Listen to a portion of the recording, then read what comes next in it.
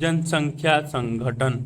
किसी भी देश में विविध प्रकार के लोग रहते हैं। प्रत्येक व्यक्ति अपने आप में अद्वितीय है। लोगों की आयु, लिंग तथा उसके स्थान, निवास स्थान के आधार पर पृथक किया जा सकता है। जनसंख्या को पृथक करने वाली कुछ अन्य विशेषताएं हैं: व्यवसाय, शिक्षा और जीवन प्रत्याशा। लिंग संगठन।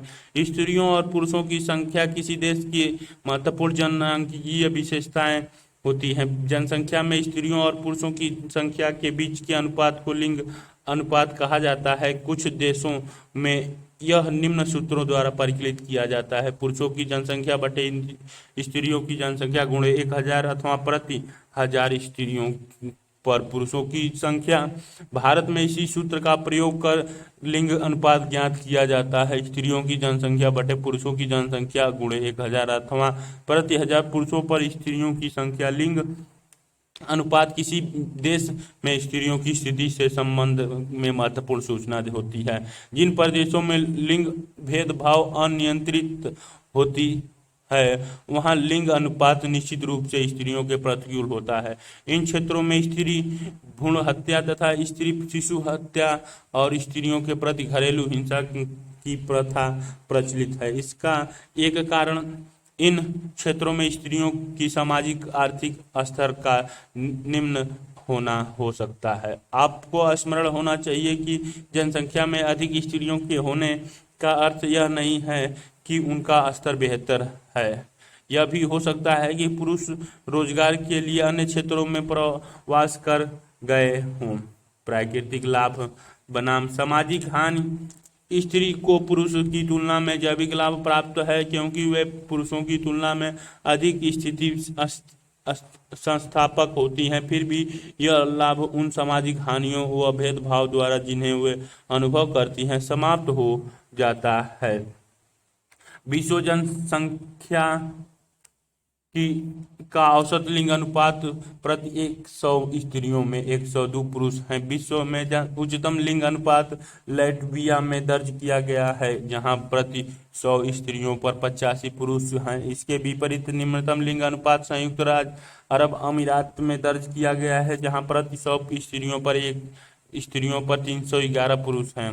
लिंग अनुपात में विश्व प्रतिरूप से विश्व के विकास प्रदेशों में कोई अलग अंतर नहीं दिखाई पड़ता है। संयुक्त राष्ट्र संघ सूचीबद्ध 139 देशों में लिंग अनुपात स्त्रियों के लिए अनुकूल है, जबकि शेष 72 देशों में यह उनके लिए प्रतिकूल है। सामान्यतः एशिया में लिंग अनुपात निम्न है। चीन, भारत, सऊदी अरब, पाकिस्तान व अफगानिस्तान जैसे देशों में लिंग अनुपात और भी निम्न है। दूसरी ओर रूस सहित यूरोप के एक बड़े भाग में पुरुष अल्पसंख्या में है। यूरोप के अन्य देशों में पुरुषों की कमी, वहाँ स्त्रियों की बेहतर स्थिति तथा भूतकाल में विश्व के विभिन्न भागों में अत्यधिक पुरुष उत्प्रवास के कारण है।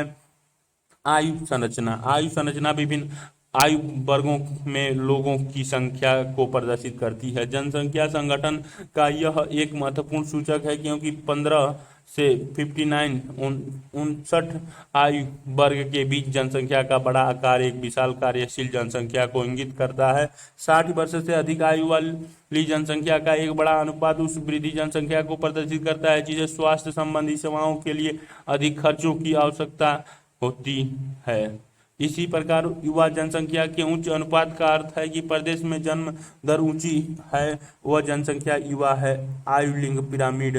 जनसंख्या की आयु लिंग संरचना का अभिप्राय विभिन्न आयु वर्गों में स्त्रियों और पुरुषों की संख्या से है। इस जनसंख्या पिरामिड का प्रयोग जनसंख्या की आयु लिंग संरचना को दर्शाने के लिए किया जाता है। जनसंख्या पिरामिड की आकृति जनसंख्या की विशेषताओं को परिलक्षित करती है। प्रत्येक आयु वर्ग में बायां भाग पुरुषों को प्रतिशत तथा दायां भाग स्त्रियों को प्रतिशत दर्शाता है। चित्र 3.1, 2 और 3 जनसंख्या पिरामिड के विभिन्न प्रकार दर्शाते हैं। जनसंख्या पिरामिड के विभिन्न प्रकार दर्शाते हैं। विस्तारित होती जनसंख्या। नाइजीरिया की आयु लिंग पिरामिड जैसे कि आप देख सकते हैं कि विस्तृत आकार वाला त्रिभुजाकार पिरामिड है, जो अल्प विकसित देशों का प्रतिरूपी है। इस पिरामिड में उच्च जन्म दर के कारण निम्न आयु वर्गों में विशाल जनसंख्या पाई जाती है। यदि आप बांग्लादेश और मेक्सिको के लिए पिरामिड की संरचना करें तो वे भी ऐसी ही दिखाई देगी।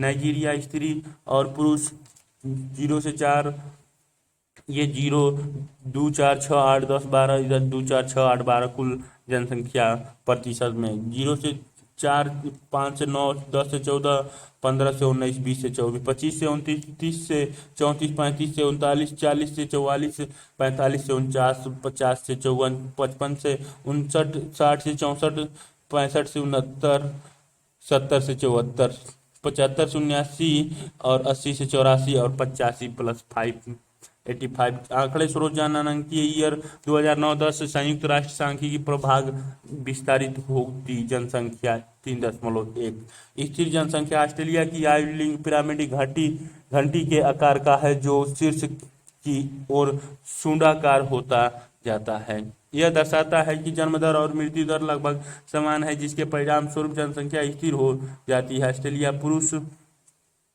और स्त्री आयु वर्ग वर्ष में कुल जनसंख्या का प्रतिशत 0, 2, 4, 6 के बीच में 0 से 4,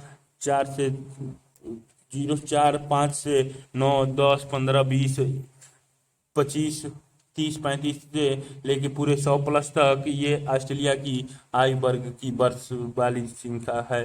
आंकड़ा जनांकीय ईयर 2009 से 10 संयुक्त राष्ट्र संख्या प्रभाग स्थिर जनसंख्या चित्र 2.3 हास्यमान जनसंख्या जापान के पिरामिडी का संकीर्ण आधार और शून्याकार शीर्ष निम्न जन्म और मृत्यु दर को दर्शाता है। इन देशों में जनसंख्या वृद्धि शून्य अथवा ऋणात्मक होती है। पुरुष और स्त्री जापान आयु वर्ग वर्ष कुल जनसंख्या का प्रतिशत 0, 2, 4, 6, 8 और 10 0, 2, 4, 6, 8 और 10 के बीच में स्रोत 5 से 9 है, 15 से 19, 25 से 29 और 35 से 39, 45 से 49, 55 से 59, 65 से 69, 75 से 79, 85+ और 90 से 94 और 100+ पे दिखाई गई है। ये पिरामिड जनसंख्या आंकड़े जनांकीय ईयर 2009 से 10 संयुक्त राष्ट्र सांख्यिकी विभाग प्रभाग हास्यमान जनसंख्या दिखाई गई है। क्रियाकलाप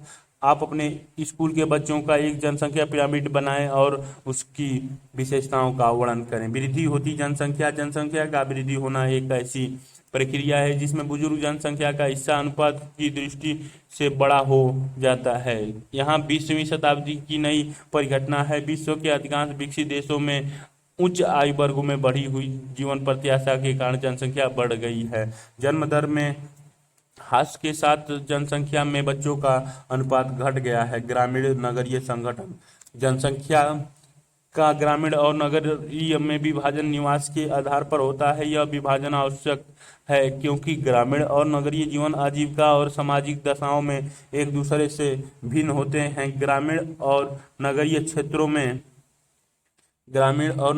में आयु लिंग संगठन व्यवसाय संरचना जनसंख्या का घनत्व तथा विकास के स्तर अलग अलग होते हैं। यद्यपि ग्रामीण और नगरीय जनसंख्या में अंतर करने के मापदंड एक देश से दूसरे देश में भिन्न होती हैं। सामान्य रूप से ग्रामीण क्षेत्र वे होते हैं जिनमें लोग प्राथमिक क्रियाओं में संलग्न होते हैं और नगरीय क्षेत्र वे होते हैं जिनमें अधिकांश कार्यशील जनसंख्या गैर प्राथमिक क्रियाओं में संलग्न होती है। चित्र 3.4 कुछ चुने हुए देशों की ग्रामीण नगरीय लिंग संगठन को दर्शाता है। कनाडा और फिनलैंड जैसे पश्चिमी यूरोपीय देश में ग्रामीण और नगरीय लिंग अनुपात में अंतर अफ्रीका और एशियाई देशों क्रमशः जिम्बाब्वे तथा नेपाल के ग्रामीण और नगरीय लिंग अनुपात के विपरीत है। पश्चिम देशों में ग्रामीण क्षेत्रों में स्त्रियों की अपेक्षा पुरुषों की संख्या अधिक है जबकि नगरीय क्षेत्रों में स्त्रियों की संख्या पुरुषों की अपेक्षा अधिक है। नेपाल, पाकिस्तान और भारत जैसे देशों में स्थिति इससे विपरीत है। नगरीय क्षेत्रों में रोजगार के अवसरों की अधिक संभावनाओं के कारण ग्रामीण क्षेत्रों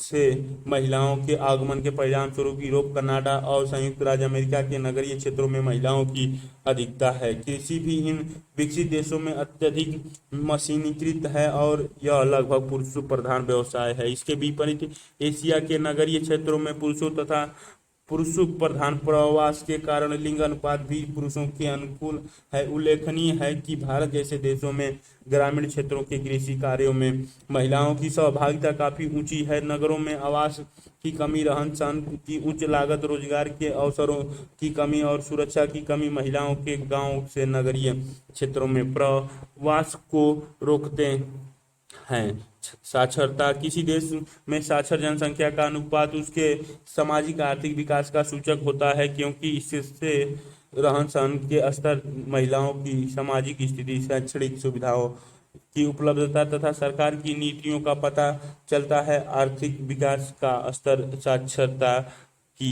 साक्षरता का कारण एवं परिणाम दोनों ही हैं। भारत में साक्षरता दर 7 वर्ष से अधिक आयु वाले जनसंख्या के उस प्रतिशत को सूचित करता है जो पढ़ लिख सकता है और जिसमें समझ के साथ अंकगणितीय परिकलन करने की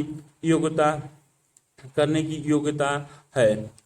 ये तुलना प्रति 1000 पुरुषों की तुलना में स्त्रियों की संख्या जिम्बाब्वे में 1032, 1087, कनाडा में 1069 से 968, ब्राजील में 1072, 908, नेपाल में 938, 1008, फिनलैंड में 1062, 991, न्यूजीलैंड में 1051, 955। ये खड़ी पाई वाले ग्रामीण वाले चितकबरे काले और सफेद वाले शहरी क्षेत्र को दिखाते हैं। ग्रामीण नगरीय लिंग संगठन चयनित देश डेमोग्राफी ईयरबुक 2015। व्यवसाय संरचना, कार्यशील जनसंख्या 15 से 59 वर्ष आयु वर्ग के में स्त्री और पुरुषों, कृषि, वानिकी, मत्स्य, विनिर्माण, निर्माण, व्यवसायिक, परिवहन सेवाओं, संचार तथा अन्य अवर्गीकृत सेवाओं जैसे व्यवसायों में भाग लेते। कृषि, वानिकी, मत्स्यन तथा खनन को प्राथमिक क्रियाओं, विनिर्माण को द्वितीय क्रिया, व्यापार, परिवहन, संचार और अन्य सेवाओं को तृतीय क्रियाओं तथा अनुसंधान, सूचना प्रौद्योगिकी और वैचारिक विकास से जुड़े कार्यों को चतुर्थक क्रियाओं के रूप में वर्गीकृत किया जाता है। इन 4 खंडों में कार्यशील जनसंख्या का अनुपात किसी राष्ट्र के आर्थिक विकास के स्तर का एक अच्छा सूचक है। इसका कारण यह है कि केवल उद्योग और अवसंरचना से युक्त एक विकसित अर्थव्यवस्था ही द्वितीयक, तृतीयक और चतुर्थक सेक्टरों में अधिक कर्मियों को समायोजित कर सकती है। यदि अर्थव्यवस्था अभी भी आदिम अवस्था में है, तब प्राथमिक क्रियाओं में संलग्न लोगों का अनुपात अधिक होगा, क्योंकि इसमें मात्र प्राकृतिक संसाधनों का भी दोहन होता है।